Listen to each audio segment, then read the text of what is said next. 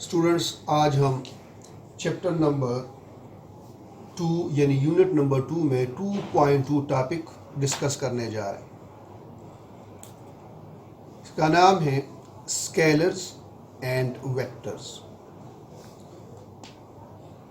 Scalar और vector बहुत ही important फिनोमेनाज हैं जिसमें हम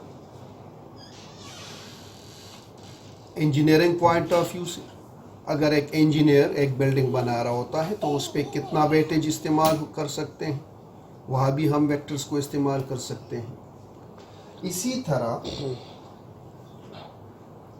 पायलट अगर जहाज़ उड़ा रहा होता है तो वो अपने ही डायरेक्शंस को भी मेजर कर सकता है और हवा की ब्लोइंग भी वो स्पेसिफाई कर सकते हैं।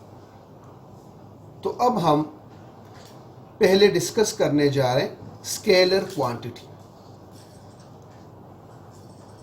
It is defined as those physical quantities which can be completely described by its magnitude but no direction। यह दो वर्ड हमारे लिए बहुत मीनिंगफुल है। मैग्नीट्यूड क्या है? What is magnitude? मैग्नीट्यूड का मतलब है number plus proper unit. This is called magnitude. क्या मतलब इसका?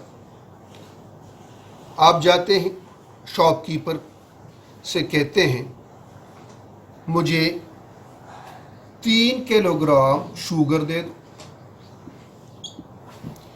तो 3 is the number and kilogram is the proper unit. This combination is called magnitude। मतलब इससे आपको क्वांटिटी नजर आ जाती है कि इसमें कितनी क्वांटिटी है, कितनी क्वांटिटी आप लेते हैं। आप जाते हैं पेट्रोल पंप तो आप इसको कहते हैं 5 लीटर्स, तो 5 लीटर 5 नंबर लीटर्स यूनिट, तो आप इसके मैग्नीट्यूड मांग रहे हैं कि इतनी क्वांटिटी हो, इतने नंबर्स। और स्केलर्स की कोई डायरेक्शन नहीं होती। जब आप जाते हैं और दुकान से शॉपकीपर से शुगर लेते हैं, so this is the mass. So mass is a scalar quantity. इसकी तो वैल्यू फाइंड की जा सकती है बट यहां इसकी डायरेक्शन का जिक्र नहीं है। इसी वो है डिस्टेंस। ये भी आपको डिस्टेंस या travelled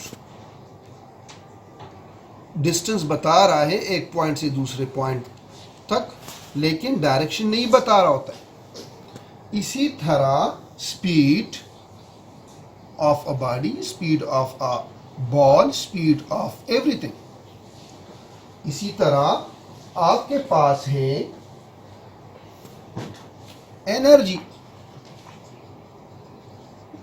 So these are the examples of the scalar quantities।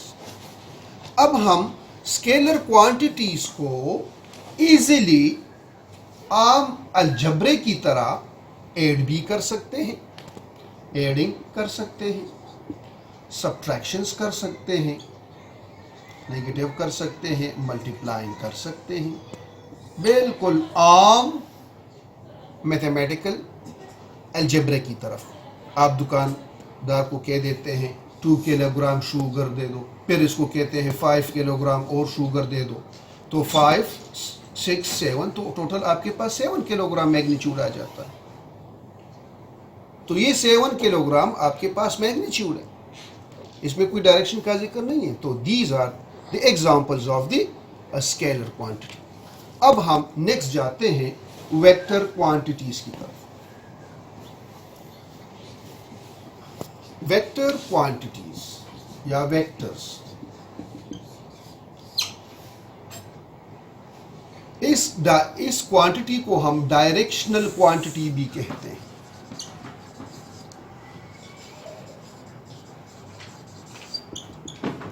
यानी जिसमें डायरेक्शन का जिक्र किया गया। It is defined as physical quantities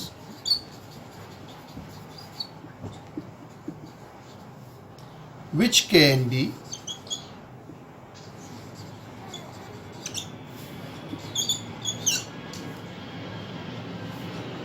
completely described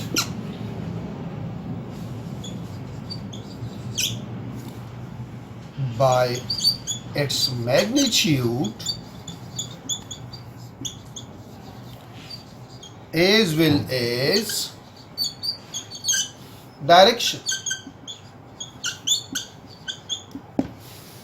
वो क्वांटिटीज जिसमें हम मैग्नीट्यूड और डायरेक्शन की जिक्र किया जाए तो हम ऐसे क्वांटिटीज को नाम देते हैं वेक्टर्स। एग्जाम्पल इसकी जो एग्जाम्पल है वो है वेट। इसकी अपनी डायरेक्शन है, क्योंकि अगर हम किसी बाल को छोड़ देते हैं तो ज़मीन की तरफ ही आता है, और इसकी अपनी मैग्नीट्यूड भी है, वेट है। इसी तरह वेलोसिटी है, इसी तरह फ्रैक्शन है। These are the examples of the vectors. अब हम जाते हैं कि how the vectors are represented. Students, अब हम रिप्रेजेंटेशन ऑफ वेक्टर्स को डिस्कस करते हैं कि how to represent the vectors.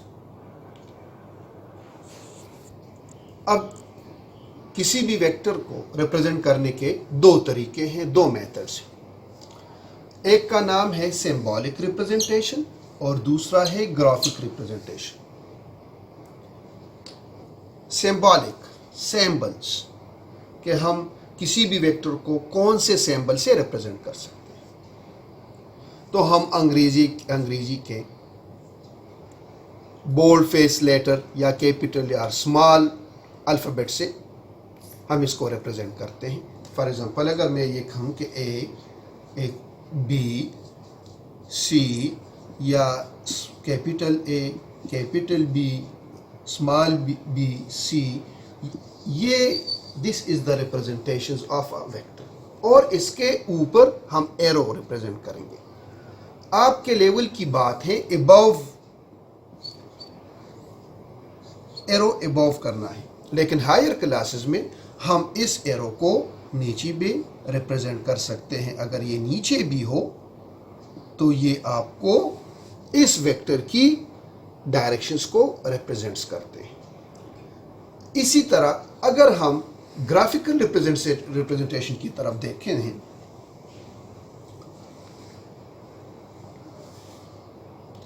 Graphical representation, graph actual क्या होता है? A graph is a visual representation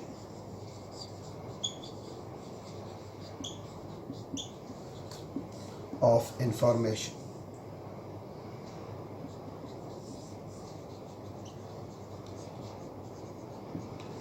Showing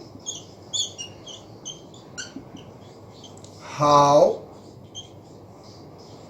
one quantity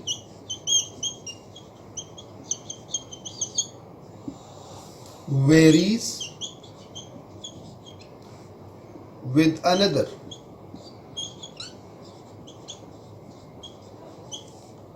quantity.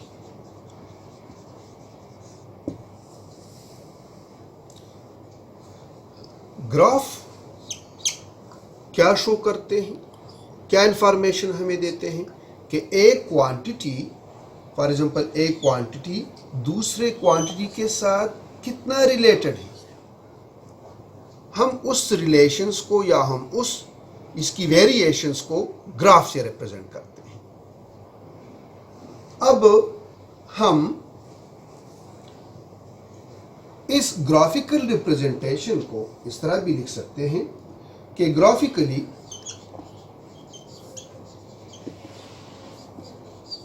a vector is represented by an arrow. Arrow से हम represent करते हैं। अब ये एरो क्या है? The length of the arrow gives the magnitude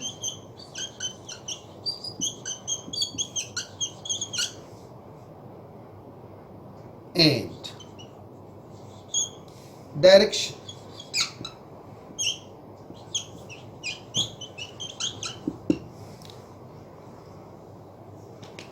For example, ये आपके पास एक एरो है और आपको कहा गया है कि 3 सेंटीमीटर इसके मैग्नीट्यूड है। ये जो पॉइंट है जहां से स्टार्ट है हम इसको कहते हैं टेल, और जहां एरो लगाया गया है दिस इज कॉल्ड हेड। तो हम किसी भी वेक्टर को टेल और हेड वाले एरो से रिप्रेजेंट करते हैं। इस रिप्रेजेंटेशंस को हम 2 तरीकों से कर सकते हैं। एक जिसको हम कोऑर्डिनेट सिस्टम कहते हैं, तो कोऑर्डिनेट सिस्टम से हम ग्राफिकल रिप्रेजेंटेशंस कर सकते हैं। कोऑर्डिनेट सिस्टम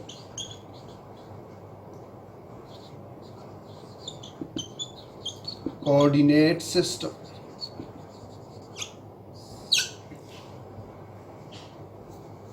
कोऑर्डिनेट सिस्टम हमारे पास दो कोऑर्डिनेट सिस्टम हो सकते हैं। एक को कहते हैं geographical coordinate system. Geographical coordinate system क्या है कि हम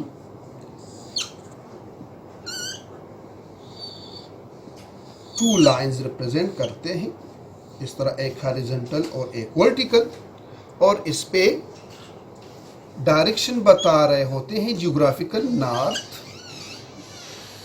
साउथ,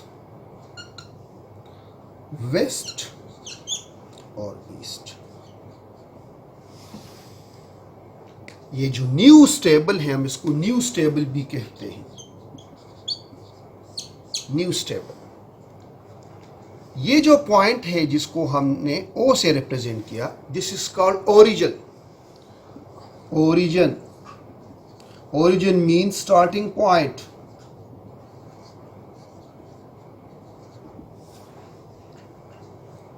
कोई भी वेक्टर हो, फॉर एग्जाम्पल आपको बताया जाता है कि आप जाए 4 centimetre 1 2 3 4 centimetre towards the north, 4 centimetre towards the north. आपको डायरेक्शन भी पता चल गया है, मैग्नीट्यूड भी है, तो ये वेक्टर है। आपको बताया जाता है 1 2 3 4 5 6 सेंटीमीटर टूवर्ड्स वेस्ट, तो ये भी आपको रिप्रेजेंट्स करते हैं डायरेक्शंस को। तो इस जियो कोऑर्डिनेट सिस्टम को फिर हमने कन्वर्ट कर दिया है कार्टेशियन कोऑर्डिनेट सिस्टम में। कार्टेशियन कोऑर्डिनेट सिस्टम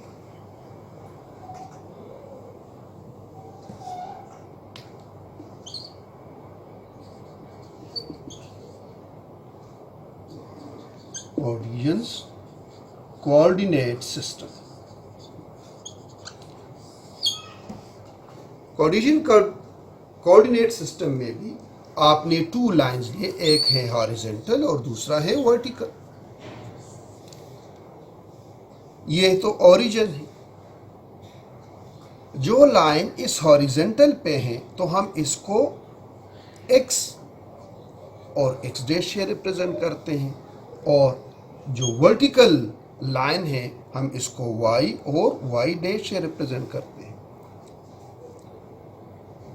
वही जियोग्राफिकल कोऑर्डिनेट सिस्टम है, लेकिन हमने यहाँ पर कार्टेशियन कोऑर्डिनेट सिस्टम में इस डायरेक्शन को x और इस डायरेक्शन को x डैश, ऊपर वाला जो वर्टिकल कंपोनेंट है हमने इसको y और ये y डैश। तो जो x और x डैश है ये हॉरिजॉन्टल है, और y और y डैश क्या है, वर्टिकल है।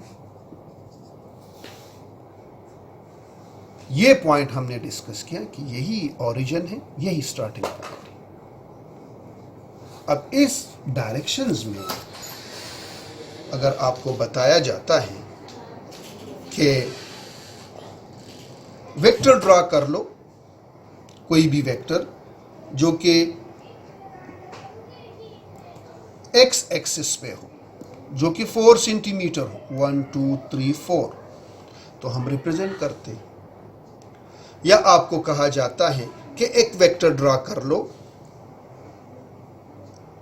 यहां पर जो पॉइंट P है और इसका वेक्टर ड्रा कर लो, तो हम इसको इस तरह स्केल बना के एक वेक्टर को रिप्रेजेंट कर सकते हैं। तो ये जो रिप्रेजेंटेशन है ये ग्राफिकल रिप्रेजेंटेशन है। इस ग्राफिकल रिप्रेजेंटेशंस को हम कोऑर्डिनेट सिस्टम कह सकते हैं।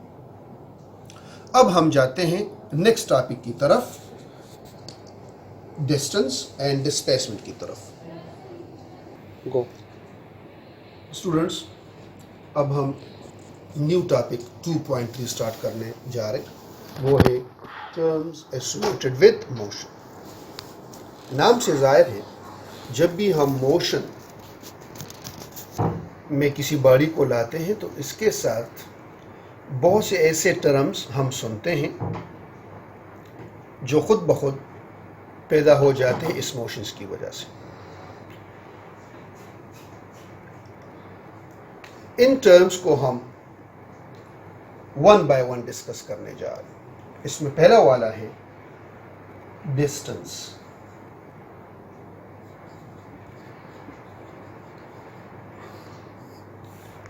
इसका जो सिंबॉलिक रिप्रेजेंटेशन है, हम इसको डेल्टा x से भी रिप्रेजेंट करते हैं, डेल्टा r से भी रिप्रेजेंट करते हैं, डेल्टा l से भी रिप्रेजेंट करते हैं, डेल्टा d से भी रिप्रेजेंट करते हैं। दिए symbolic representation.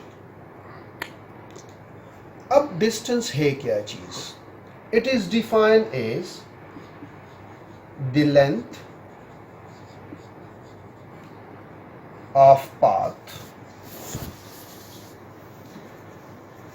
traveled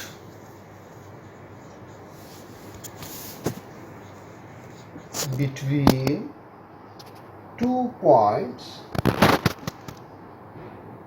is called distance. 2 points के दरमियान जो पाथ ट्रेवल्ड होता है उस लेंथ को हम नाम देते हैं डिस्टेंस।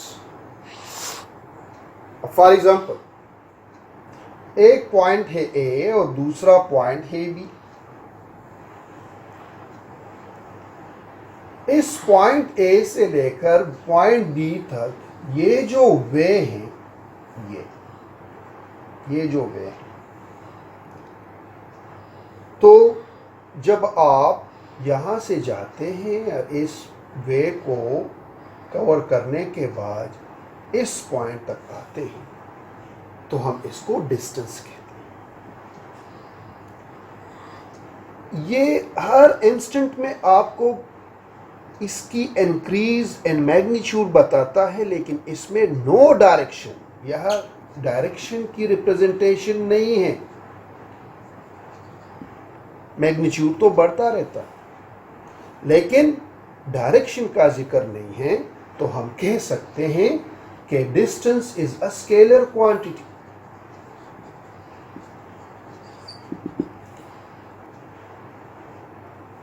अब ये डिस्टेंस यहां से स्टार्ट होकर यहां तक खत्म हो जाता है, तो लेंथ कवर हो रहा है, इसलिए तो SI यूनिट में इसका यूनिट है मीटर। शॉर्ट हम इसको एक आसान डेफिनेशन भी दे सकते हैं। The zigzag path between 2 points is also called distance.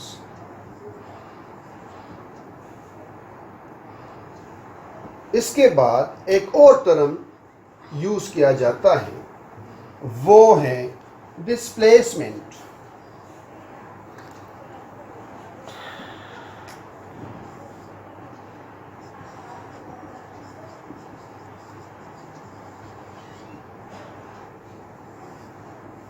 It is defined as the shortest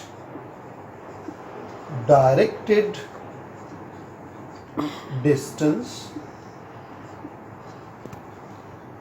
between 2 points is called displacement.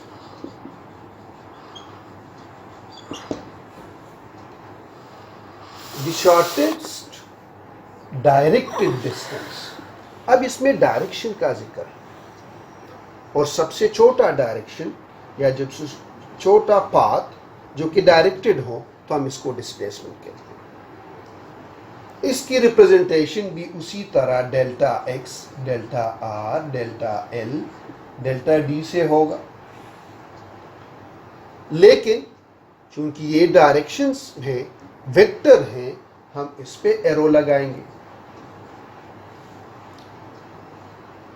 जिस तरह 2 पॉइंट्स थे A और B, और ये एक डिस्टेंस था, हमने डिस्कस किया, लेकिन इस पॉइंट A से पॉइंट B तक भी दूसरा रास्ता भी है जो कि बहुत ही शॉर्टेस्ट है और सीधा है, बिल्कुल स्ट्रेट है पॉइंट B तक।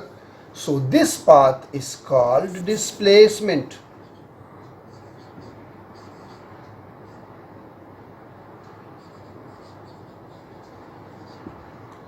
जबकि ये पाथ कहलाता है what? Distance. तो हम कह सकते हैं कि it is a vector quantity. इंशाल्लाह नेक्स्ट टॉपिक में हम इसके और टर्म्स को डिस्कस करेंगे।